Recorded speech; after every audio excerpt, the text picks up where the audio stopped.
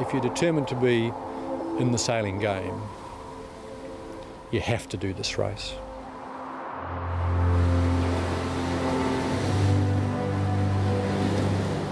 This race is demanding, physically and mentally. It is the ultimate yacht race.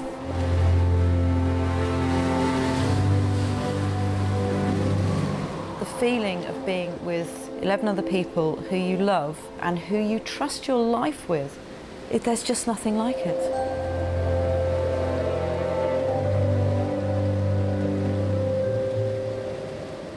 You'll be probably frightened at times, scared, worried. You'll hate it.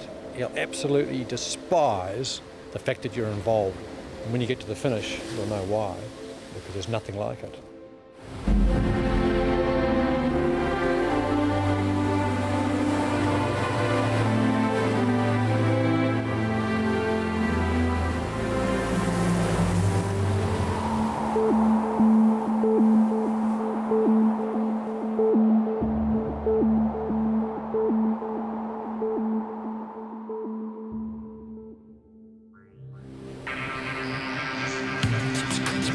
For nearly 40 years, it has been at the pinnacle of offshore sailing. In October 2011, teams from across the globe will line up for this epic adventure.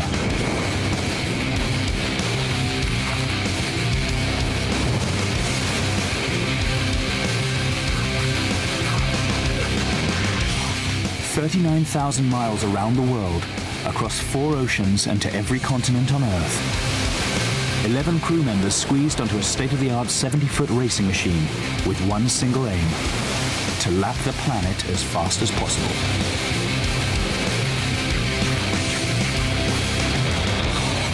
Racing up to 600 miles per day through searing heat and sub-zero temperatures, braving storm force winds and waves the size of office blocks.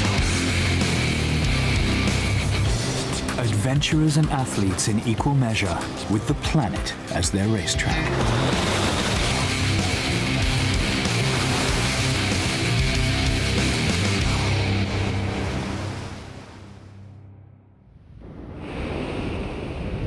Before the advent of air travel, the sea was the fastest way to move people and products around the world. In the 19th century, clipper ships, huge streamlined vessels, sailed eastwards around the globe with the prevailing winds, setting distance and speed records that would last for over 150 years. The clippers strove to go as fast as they could across the seas as a matter of professional pride. But it was a group of solo sailors, some 100 years later, that would provide the inspiration for man to race around the planet. In May 1967, Francis Chichester became the fastest man to sail around the world single-handed, stopping in Sydney on the way. I felt there was the one big thing left in sailing, to go around the world non-stop. Chichester had stopped once and left us with just that to do. In life, you can say, no, well, there's other important things, or you say, I'm going to go and try it. Well, Robin Knox-Johnson set the scene, really. He proved it could be done non-stop. So it did the sport a huge amount of good, and it got people thinking, could we race yachts around the world? Day 312, about 25 past 3 on April the 22nd, and Robin Knox-Johnson and Sue Haley have sailed non-stop around the world.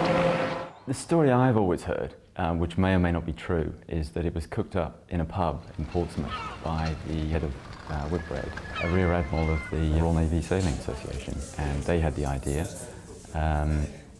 Who knows if that's true or not. The Whitbread didn't start as the legend would have created it. The first mention of it came in a brochure presented by Anthony Churchill and Guy Pearce at Cowes Week in 1971, where they were toting the idea of a fully crewed race around the world. There was a lot of interest, but they couldn't find the sponsorship, and it was the Royal Naval Sailing Association who were looking for something adventurous to do as well, and they brought in Whitbread. They had sponsored Chichester before. News of the race spread, and soon hundreds of potential entrants from across the world were staking their claim. Aside from a few full-time sailors, it was a mix of former military personnel and affluent amateurs who were paying their way around the world. The foundations of the first Whitbread were built more on enthusiasm than offshore experience. Well, they weren't out-and-out racers like we have now. They were all adventurers, and they wanted to go and see the world, and this was a great opportunity to do that. We're going to sail normal boats around with normal people, all right, we're going to stop, but we're going to race. Was really an enormously challenging prospect, and I think that now it's hard to get our heads around quite how much of an adventure that was going to be for everyone. The race would follow the traditional clipper route, heading south from Portsmouth, first to Cape Town, and then continuing eastwards with the prevailing winds to Sydney. Leaving Australia, the fleet would head down into the Southern Ocean to round Cape Horn and make for Rio de Janeiro, before the final leg back to Portsmouth. 27,000 miles around the world. On September 8th, 1973, 17 yachts left on the first Whitbread round-the-world race. From France's Eric Tabarlet on Penduic 6 to the Mexican millionaire Ramon Carlin on Sayula 2, none had sailed around the world before. All except one man, Che Blythe, the skipper of Great Britain 2. Che was one of 9 children from a railway worker in Hoy in Scotland. And quite literally, as far as the yachting establishment was concerned, he was very much on the wrong side of the tracks. He was determined.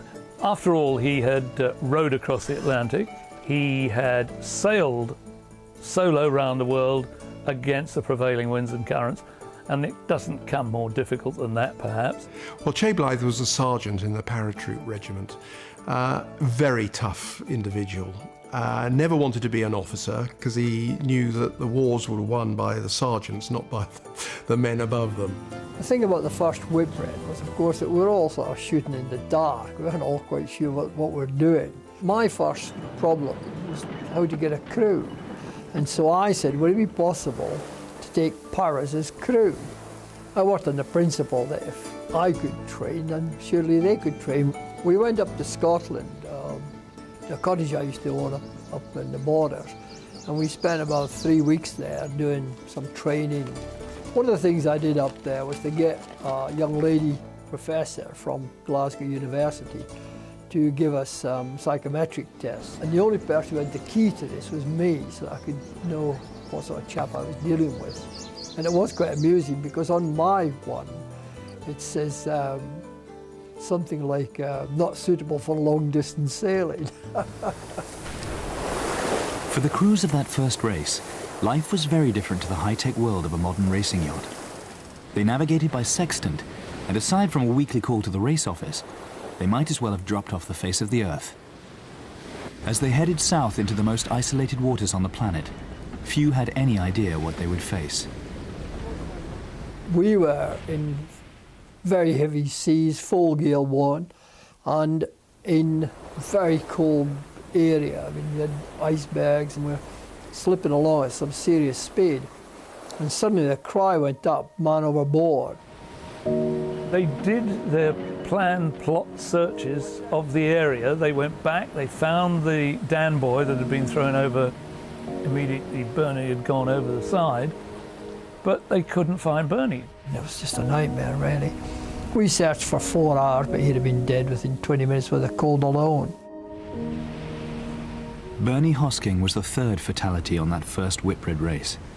Blythe's team of paras had all seen active service and regarded the loss of a crewman as a tragic but immutable consequence of pursuing a life away from the safety of home. Stealing themselves through the Southern Ocean, they rounded Cape Horn in first place and were the first boat home in Rio. And when we got into Rio, we had a memorial service for them, which was all the boats attended, which was very good of them. And I flew back to Britain to meet the parents, because they would want to know exactly what happened and a first-hand account. That is not easy, you know. And they were real stalwarts, absolutely solid as rocks. You know, we explained to them, and there they were, their son dead, and yet they were, you know, taking it right on the chin. Really lovely couple. Yeah, it was great. Very sad.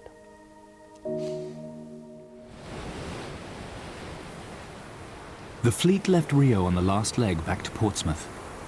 Blythe's GBR2 was the fastest boat around the world, winning 3 of the 4 stages and crossing the line first into Portsmouth after a then world record of 144 days to circumnavigate the globe. But it was Ramon Carlin's Sayula II who took the win on handicap and would go down in history as the first winner of the Whitbread Round the World Yacht Race. Also on that first race was a young New Zealander taking his first steps to becoming one of the sport's greatest icons.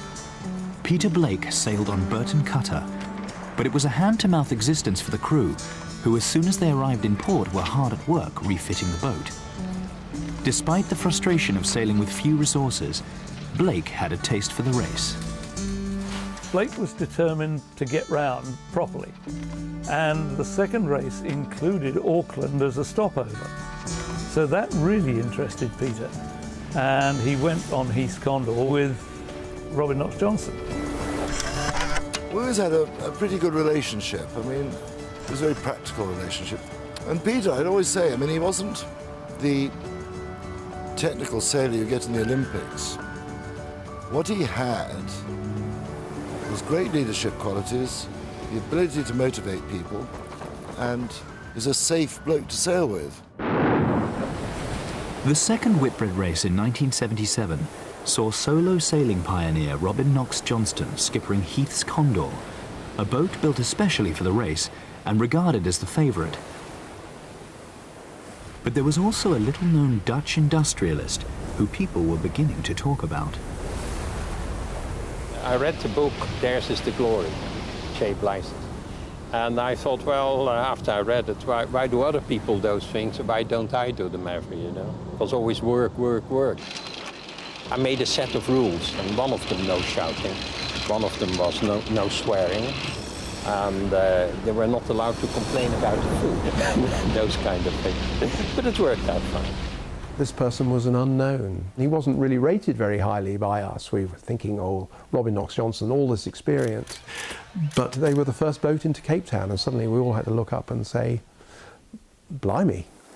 Heath's Condor had snapped their carbon fibre mast halfway through the first leg, all but destroying their chances of winning the race.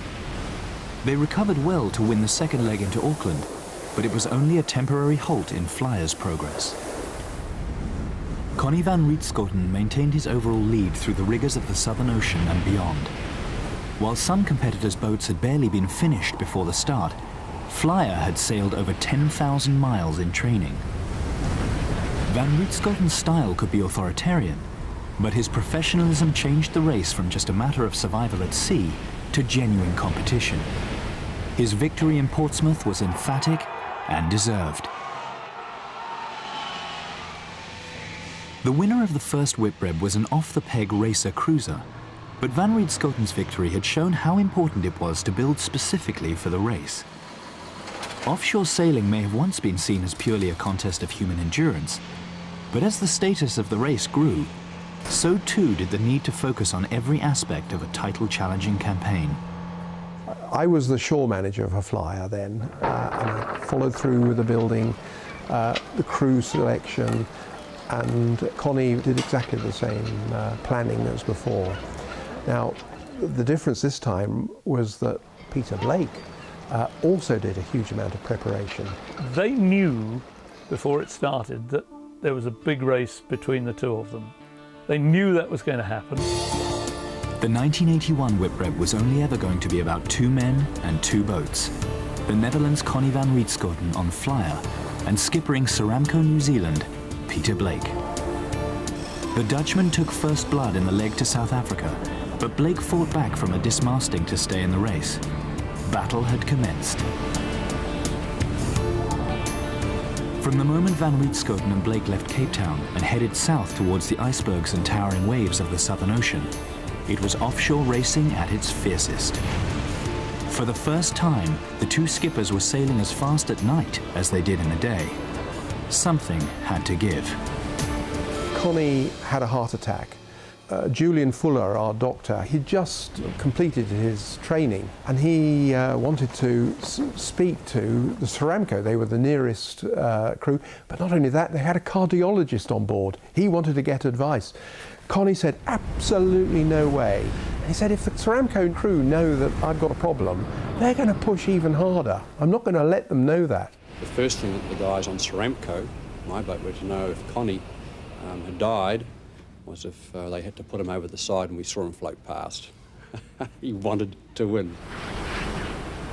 Van Rietschoten recovered from his heart attack and refused to miss a mile of the race he had dedicated his life to winning. With a multinational crew dominated by Dutch and New Zealanders, Flyer was pushed all the way by Peter Blake. But it was Van Rietschoten who sailed into Portsmouth first to complete an historic double of race victories and in a world record time for a circumnavigation of the globe. To those who weren't part of the sailing world, the sport had often been seen as the preserve of the titled elite, more about wearing the right tie and cocktails with the Commodore than a love of the sea. The Whitbread had blown apart this image, with characters such as Van Rietschoten and Blake epitomizing a more heroic age. Self-made men who did battle with each other and the elements. It was 1985. The amateur adventurer was giving way to the professional ocean racer, and in their wake came the corporate sponsors and the celebrities. Simon Le Bon and Drum brought a whole new dimension to the race. Here was a pop star, a well-known name right across the world, coming and doing the race. I thought it was a high-risk situation in the beginning when I first heard about it, especially when I met Simon for the first time. His rock star get-up, but it all transpired to be very enjoyable indeed. He was a very intellectual sort of guy, and when he was with the crew on the sailboat, he really was a different person, I think, and I think he really enjoyed that a lot.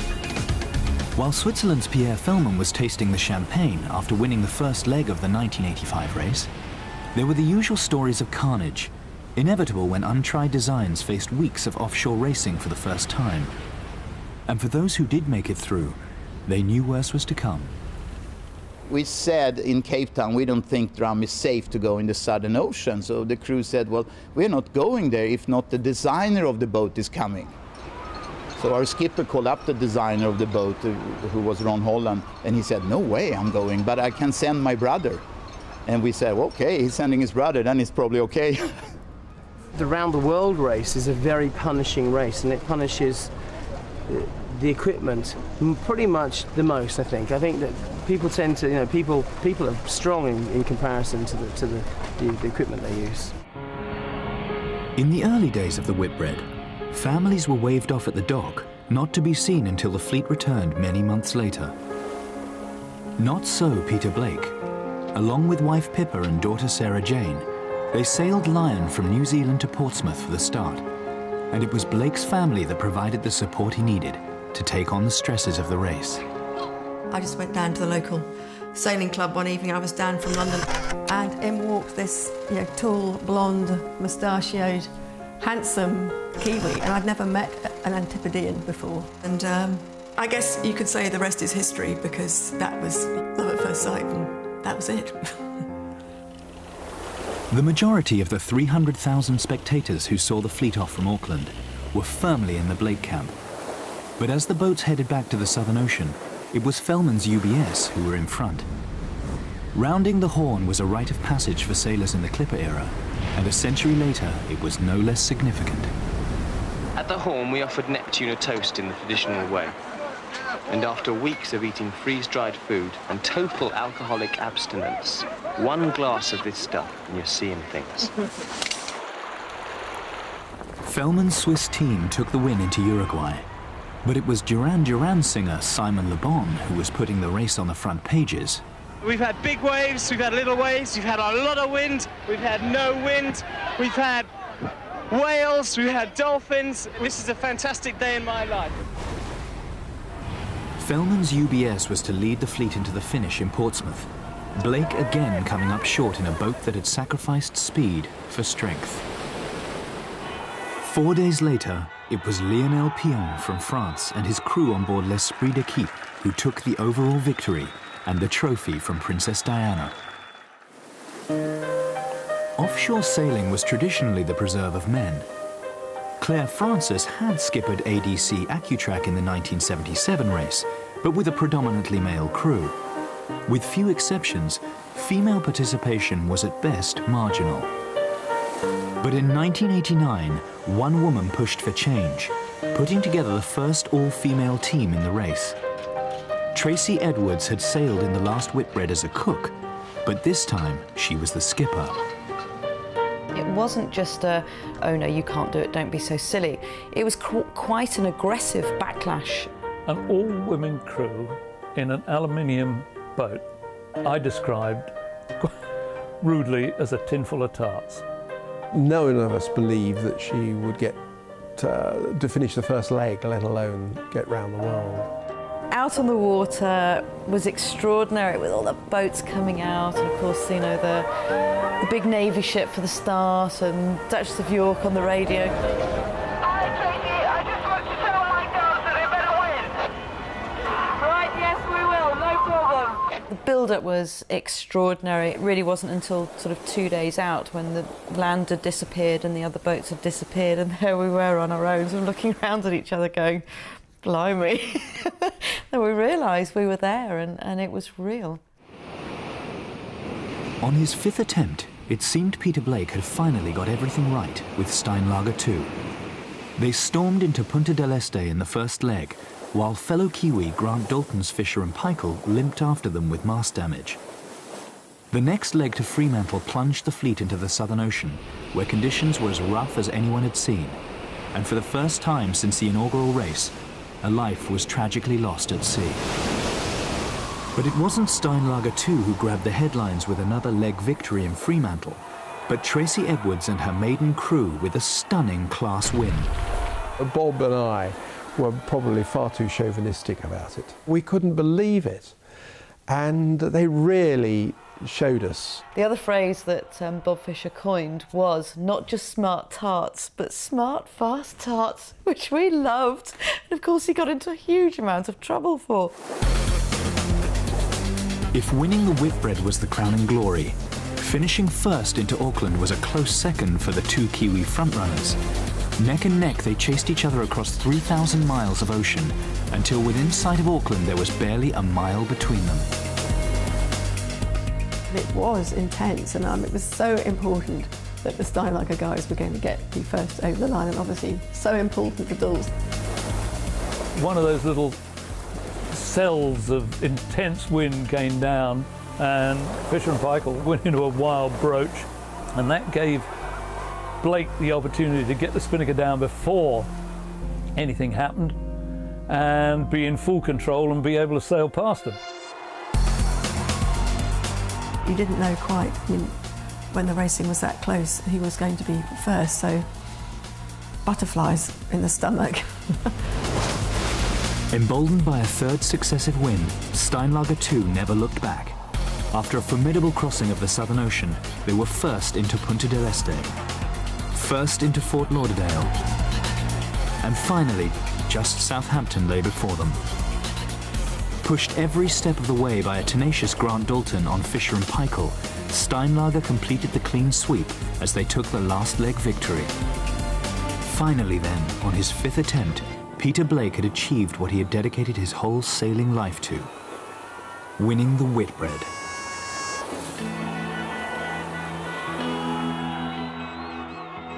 It was a wonderful triumph. To win every leg needed not only skill and determination, but just that extra little bit of luck, perhaps. I've climbed one Everest, yeah. There's a few more around that need to be looked at, so I'm not just going to sort of disappear, into the background somewhere. I've got a few other things I intend to do. He knew then that he wouldn't do another Whitbread race because there'd be no point. He'd run every leg. It's almost like I don't have to do that again. But let's think of the next adventure. A world record for the fastest non-stop lap of the globe with his old skipper Robin Knox Johnston, and 2 America's Cup victories followed for Blake. But it was his pioneering environmental work in highlighting the effect man was having on the world around him that was perhaps the most personally rewarding. But while traveling back along the Amazon, he was tragically murdered by gunmen. He was 53. He was the ultimate family man, which you wouldn't necessarily think. I mean, he probably changed far more nappies than I ever did, but he was this very sort of tall, strong Kiwi, but he loved his family and they loved him. In the world of offshore racing, biggest had been best, with the heavyweight maxi class dominating the Whitbread for years. But these boats demanded a huge logistical effort to race, needed big crews to sail them fast, and their spiraling costs were in danger of putting off sponsors. So in 1993, a challenger was unveiled. These Whitbread 60s were fast, so the maxi guys were really uptight, that they could be beaten boat for boat. The Whitbread became a two-tier event. The maxi class attracted 4 entries like the Ketch New Zealand Endeavour, skippered by Grant Dalton, and the Whitbread 60 class proved its popularity with 10 entries on the start line in Southampton. Dalton, though, was adamant he had chosen the best boat to win the race this time. He really is one of the toughest guys I've ever met. Back when I first started, which was just a delivery between parties, it used to be a race for misfit adventurers, you know, and we brought a whole new kind of level to it and just cleaned it up for years. Dalton stamped his mark on the race from the start, as New Zealand Endeavour won the first leg into Punta del Este. But if Dalton had hoped the Southern Ocean would prove too tough for the fledgling Whitbread 60 class, he was to be disappointed, as they carved their way to Australia in the second leg, taking the first 4 places and leaving the maxis wallowing in their wake. Dalton, though, kept the hammer down and the pressure on as the race headed for home. New Zealand Endeavour took the maxi win and the title of fastest boat around the world. Dalton had won the battle against the new 60s, but the war of words had just begun. It is unfortunate that Grant is still on this thing, pushing the old wheelbarrow down the garden path. You know, he spent 3 years trying to make us slower so that he would win, and he's won. He should be very happy with the result, and we're ecstatic about it. And good on Grant for coming in here. He's won the maxis and we won the 60s. But they're not happy boys at all, and you know, they made bad calls. They bought 60s to be first around the world and they weren't, so tough luck to them, they got it wrong. But 2 years later, Dalton himself was supervising the build of his own 60-footer, as the maxis finally bowed out. The Whitbread became at last a race between boats all built to the same rule. By 1997, the Corinthian spirit had been replaced by a cool professionalism, as a new breed took on the race for the first time, and few epitomized the mood more than Paul Cayard. We just were very inexperienced. We had 9 people like myself who were America's Cup sailors or star sailors on the boat, but we had our own style. When that all clicked and came together, yeah, I won't ever forget that. We had a fresh approach. You know, we just upped the game at every level. Clothes, food, stacking, every level, we just pushed it harder. He come from an Olympic background where you race around short courses just a mile long, where every centimetre and millimetre counts. He took that same level of obsession and applied it to 30,000 miles of racing around the world. As the dot-com revolution took hold, the race was followed like never before. Millions around the world took to their computers to check the latest updated positions, living every mile of the race. Dalton had the experience, but it was Cayard's bunch of inshore racers on EF Language who had the edge on that first leg, beating the Kiwi into Cape Town by almost a day. Cayard seemed like the real deal, but there was much to learn. We sailed out of Cape Town in good shape, made an early tactical mistake and were on the back foot. Cayard pressed really, really hard to catch up, and he pressed way too hard. He broke just about virtually every spinnaker on the boat. It was just a complete horror story. And I was unconscious of the fact that there was something such as lifting your foot off the throttle or slowing down. They got into Fremantle, and I remember meeting them there, and there was a very, very subdued atmosphere, and there was clearly a lot of tension on the boat. For me personally, I get a really bad taste in my mouth when I'm in the lead in something and start backing down. when we got in, and had a big meeting and actually changed the whole program at that point. And that's where Paul is actually pretty strong as a leader and said, all right guys, here's where I messed up, here's where you messed up, here's where you messed up, this is what we didn't do right, and here's how we're going to fix it. Any comments? Pre-race, a lot of the smart money had been on Britain's Silk Cut.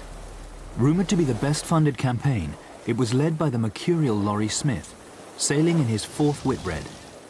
A year earlier, Smith had been unveiled as EF Language's star skipper.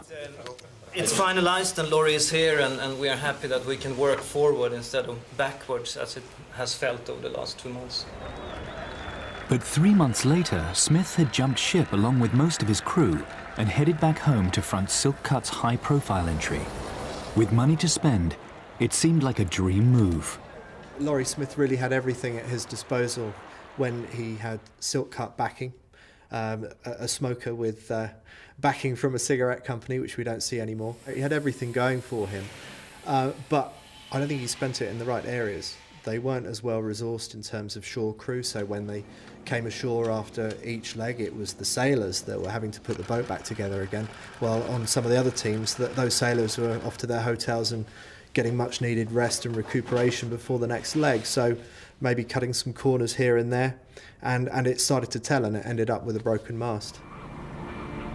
Silk Cut's dismasting on the leg to Brazil put any chance of overall victory well beyond their reach. A new 24-hour distance record showed their boat was quick, but a series of lackluster finishes left many wondering where it had all gone wrong.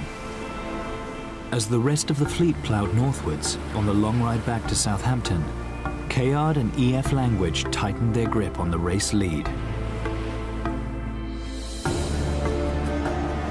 The Whitbread had been a 9-leg marathon, visiting more ports than ever before, and with it, Paul Kayard had taken communication to a new level, sharing his victorious lap of the planet with a legion of new fans.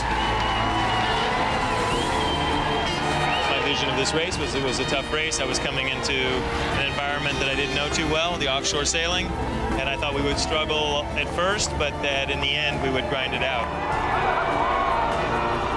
You know, when I went around the world in 97, 98, that was a voyage. It was a lot more than just the race. That was a lifetime experience to sail around the planet on the vehicle that I have spent my whole life on, a sailboat. And my Mount Everest in life was to win this race. And of course, when you succeeded, all the emotion came out. It was fantastic. I don't regret a minute that I have spent all this time in sailing.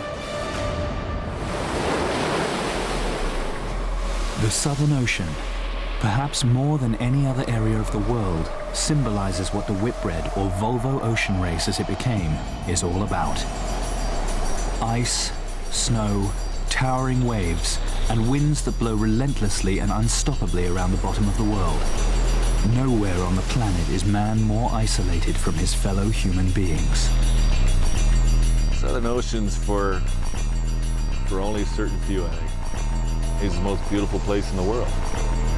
Some days, other days it's just, could be the worst place in the world. If sailing's what you do, the greatest place in the world to go sailing is the Southern Ocean, because it's like your best ride at Disneyland and it just goes on. But in there's the big problem, because it just goes on and you can't get off the roller coaster. One of the worst moments is when there is growlers, small icebergs around you, and you cannot see them on the radar. And you're completely in the darkness and the boat is doing all this speed. And you feel a little bit crazy then. You feel a little bit, wow, this is on the edge. In 2001, the Volvo Ocean Race fleet went further south than ever before as the team sought every advantage over their rivals. For all the advances in technology, the boats were no less vulnerable to the hidden dangers that lurked beneath the waters of the Southern Ocean. It's blowing 35 knots, you're doing 25 knots at boat speed, and you're hanging on the wheel. The navigator sticks his head up the hatch and he'll say, iceberg on the bow. And you go, how far? 1 mile. It's like 3 minutes you're on top of it. You have to react instantaneously. Once you get the call, iceberg, you react. And you basically drive through this pack ice, picking out the big bits to miss. And all the time you're doing 25 knots, the hammer's down fully, you're just going. And you just think, if we hit something bigger than 6 or 8 feet across, we will actually compromise the hull and go down. And you go down below and you take your gloves off and your feet are frozen and your hands are frozen and you curl up in your bunk and you just pretend you're not there. And I don't need to do that anymore. That's my last time. The German-sponsored Ilbruck team, skippered by John Kostecki, was the class act of the race. They had out-prepared, outspent and outperformed their rivals from the time they announced their entry in the Volvo Ocean Race, newly acquired from Whitbread. Grant Dalton's AMA Sports 1 team was late in the water, and from the start Dalton had everything thrown at him. Gear failure, shredded sails, critically ill crew members. If he wanted a challenge, he'd got one on his 6th race around the world. Mate, that was a bit fun. Grant Dalton may not have had the fastest boat in that race, and he probably wasn't ever going to win it. But I just think it's his sheer bloody mindedness and determination that he's not easily fazed by things. So even if he knew he was sailing a slow boat, he would have taken it to the nth degree. We've got to get on our game, and we'll do whatever's necessary to do that. And I'm brutally ruthless to make sure this campaign stays on the podium. Dalton's pursuit of leaders Ilbruck was relentless, but the German-backed team were uncatchable by the time they came within sight of the finishing keel. They may have lacked the charisma of Kayard's EF, but the emotion was just as genuine. I have an Olympic medal, but for sure, this is the best, top. Dalton's determination to get on the podium meant his attention was diverted away from all-female AMA Sports 2, and the small matter of a wager to settle. Grant said that if he was ever beaten by the girls, then he would stick a pineapple where the sun don't shine. And anyway, in the final leg into keel, the very final bit of the race, the girls indeed did beat Grant. What a champ. Fantastic. What a champ. Yeah, well done. Couldn't catch her. I hate to say. He didn't quite oblige, but he did at least stick the pineapple down his underpants, which must have hurt a little bit. But I think what hurt him more was the fact that he was beaten by the girls. This thing is way more potent and way faster. This thing's a weapon.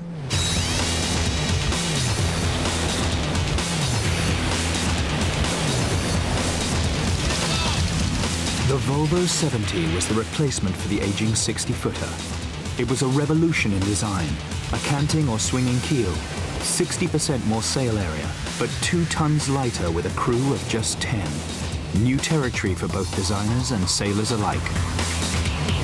The Far Office, designers of the previous 4 race winners, were the favoured choice in 2005. But ABN AMRO were a 2-boat team with a secret weapon, 34-year-old Argentinian designer Juan Cuyumjan. I'll be honest, I wanted the fastest boat in the fleet. Not only did we have a fantastic association with Juan, we made him overanalyze everything to death because we couldn't just sit back and say, hey, the Far Office have won every race. It's going to be right this time as well. JK just hit it first time, bang on with the Volvo Open 70. He got the right area of the rule, the wide, fat stern and the twin rudders. That was the key insight. The Far boats had dominated the import race a week before the start of the main event, with ABN AMRO's 2 racers bringing up the rear. It was starting to look like ABN's gamble had already backfired. But the light winds of the import race were a world away from what the fleet could expect on that first leg from Vigo, Spain. As they plunged south into a raging Atlantic, the new 70s were about to be tested for the first time.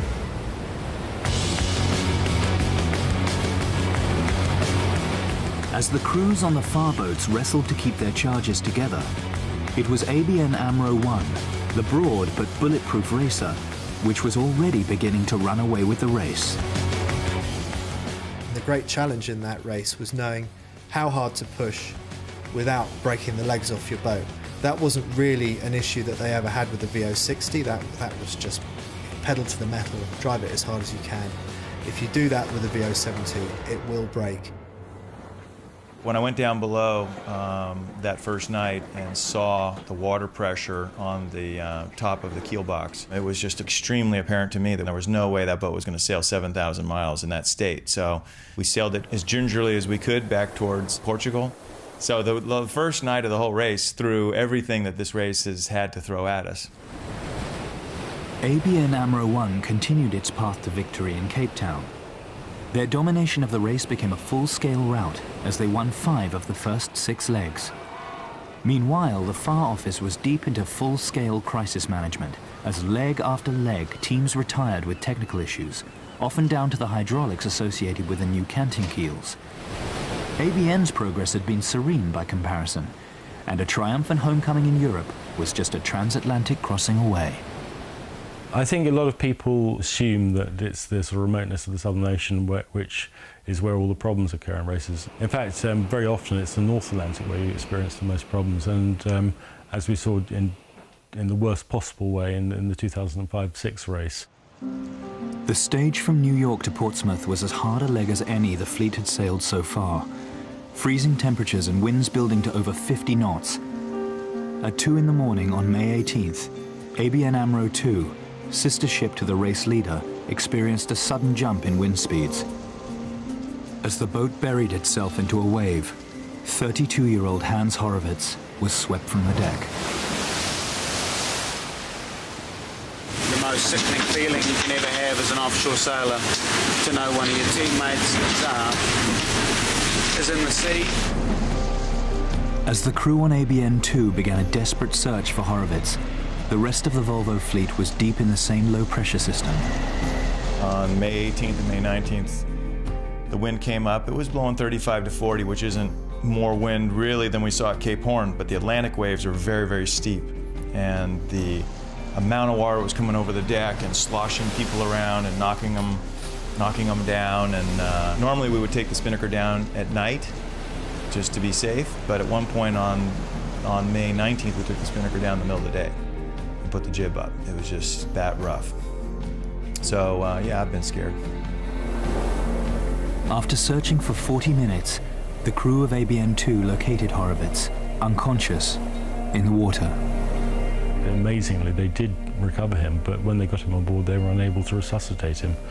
And that was an absolutely devastating blow to the race. The fact that it was, getting on for 20 years since the previous death in the race, maybe people had forgotten what this race is really all about, because in the first 20 years of the Whitbread race there were a lot of deaths, and it is a dangerous sport, and that was a nasty reminder of it. 2 days after the tragic loss on ABN 2, the race was again plunged into a nightmare scenario. 300 miles from the English coast, Movistar launched off a wave. The resulting impact compromised the hull. Sinking and too far offshore for rescue, the closest boat to them, ABN AMRO 2. It was one of those times where you're left with a choice to either cut your losses and get off safely, or if you can persevere in that storm. And you know, there was a lot of risk involved to have stayed with it. So the decision was made to abandon ship, get in a life raft and get picked up by ABN 2. Such had been the drama of the previous days that few realized ABN AMRO 1 would become Volvo champions with 2 legs to spare if they were first to Portsmouth. While all around them had been breakages and crew changes, Mike Sanderson had brought his boat and the same 9 sailors all the way with him. At 34, he was the youngest skipper to win the race. It's such a special moment. This is my Olympic medal. This is my climbing of Mount Everest. This is my childhood dream, to get to skipper a boat and win it in the Volvo Ocean Race. The boats would be the same for the next race, but the route would be radically different. Instead of the usual dive south to Australia, the fleet would head east to India, Singapore and China before taking on a mammoth 12,300-mile journey through the Southern Ocean to Rio. The commercial sponsors were ecstatic as the race opened up new markets like never before. If you go to yacht races around the world, it's often the places where they've never experienced sailing where they get the biggest turnouts. Places like India and China. So an eye-opener for the sailors and for everyone involved in the race. With the prospect of reaching untapped markets like never before, The race attracted one of the most international fleets in years. Ericsson had recruited the core of ABN's winning team, signing Juan Cuyumjan as their designer, and for their skipper, one of the most successful sailors in Olympic history, Torben Grael. Grael had skippered Brazil's first ever entry to a creditable third place, but this time he was on a boat that looked to have won the race before it had even started. He's one of the fastest drivers of a boat, so when he's got his hands on the wheel, there are a few people that can match him. He understands the wind pretty much better than anyone else, and he's won 5 Olympic medals to prove that. He just sees things that other people don't see. The boats in the very first race were as different from the Volvo Open 70 Grael was piloting as a biplane is from a stealth fighter. Since those early years, life above and below decks had changed dramatically. Alcohol disappeared long ago, food was freeze-dried, and living conditions cramped, cheerless, and filled with a deafening sound of creaking carbon. At times, sailing in the Volvo resembles nothing short of a sadistic social experiment. The fact that you're living with people all the time, you see guys come to blows on the training pitch in football, and they get to go home to the wife every night and have a bitch about the blokes they're playing with. You don't have that opportunity when you're on a sailboat. Run her off! Run her off! Jesus Christ! It's really brutal on relationships and just how a small group of people work together effectively without tearing each other's heads off. I think the Volvo Ocean Race tests you in so many different ways, and probably the mental side is the hardest of all. The pressure on the modern race skipper has grown immeasurably since the first race. With budgets now in the multi-millions, the need for a team to deliver results has never been greater. Ericsson 4 looked on top of their game as the fleet reached Singapore, with victory in 2 of the first 3 legs and a new 24-hour distance record. But their failure to inform officials of a change to their bow suddenly put the future of their whole campaign in jeopardy. And it was Torben Grael who was in the firing line. I can hold the pressure of being the tactician of an Italian America's Cup team in 2 Louis Vuitton finals, and I can hold the pressure of sailing 6 Olympic Games. And I can hold the pressure of sailing 600 miles in 24 hours.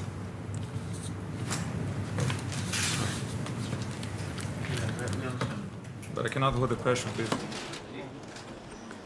Most of us who were neutral outsiders felt that it would have been a great shame to have taken points away from what was clearly the class act in the fleet. The result of the race could have been different, and I think it was a very stressful time for those guys. Grael and Ericsson 4 avoided a points penalty and resumed their place atop the leaderboard. While some skippers like to drive from the front, others see themselves as first among equals. One of the boys. Magnus Olsen sailed his first Whitbread in 1985 on Simon Le Bon's drum. In 1998, he finally achieved his dream, winning the race on Kayard's EF language. The Swede was in demand for both his experience and his unique sense of humor. This is the last time I step off a boat in a leg in the Volvo Ocean Race, and I'm happy with that. But 6 years later, he was back, sailing with Ericsson 3, the Nordic entry in their 2-boat campaign. The addiction is this adrenaline level that you feel good about, and it's very high throughout the whole race, and you feel very good, and you want that again, and you want that again, and again, and again. That's crazy. Magnus is always smiling. I mean, there just seems so many reasons when you're out there doing a Volvo Ocean Race not to be smiling. But he's always having a laugh. We are so happy for second place. Second. But even Olsen was tested when he took over as skipper on the leg from Singapore to Qingdao, China. Hull damage meant a diversion to Taiwan, and then 7 hours after the rest of the fleet had left China, they were on the longest leg in race history, 12,300 miles to Brazil, with the oldest skipper in the race, 60-year-old Magnus Olsen. Historically, the strategy in the Southern Ocean has always been to just head south, wait till it's blowing 40 knots, then turn left and head east. Their navigator, Axel Magdahl, was proposing something completely different. They saw something that the meteorology information was saying that there's a good call here, boys, let's go for it. and they did it. They jibed away from the fleet, and it paid off big time. Now, the other navigators had all seen it, and many of them had thought about it. No one had the nerve. And so Axel Magdahl and Magnus Olsen, they tacked, went northeast, and 2 days later they had a one-day lead. It was a truly spectacular maneuver. After nearly 6 weeks at sea and running low on food, Olsen and his crew headed into Rio as winners, and with Magnus Olsen as the oldest skipper to win a leg in race history.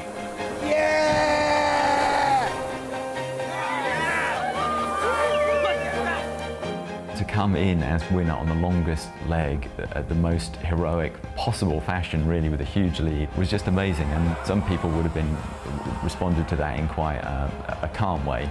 Magnus just let it all hang out, and he was so happy. Ericsson 4 was second into Rio, and winning 3 of the last 5 legs took overall victory. The race had taken sailing to places where the sport had been unknown, and the reception it received showed that even in uncertain economic times, or perhaps especially in such times, the heroism of raw human endeavour was still a compelling story that people were hungry to hear.